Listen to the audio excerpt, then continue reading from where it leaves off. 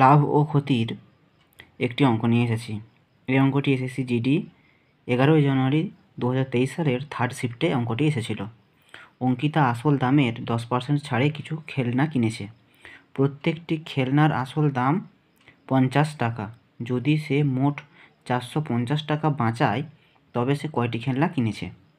মানে টোটাল খেলনাটা কিনে সে 450 টাকা বাঁচিয়েছে, সেভ করেছে আর কি। তো এক একটা খেলনার দাম বলেছে 50 টাকা। কত পার্সেন্ট ছাড় বলেছে? 10% ছাড়ে সে খেলনাগুলো কিনেছে। 10/100, তো অর্থাৎ এক একটা খেলনাতে 5 টাকা করে সেভ করেছে। তার এই 5 টাকা সমান আমরা লিখতে পারি এই 450 টাকা যেটা বাঁচিয়েছে।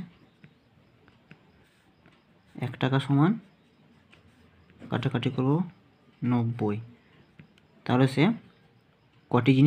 কটি খেলনা কিনেছিল? 90টি। সঠিক উত্তর।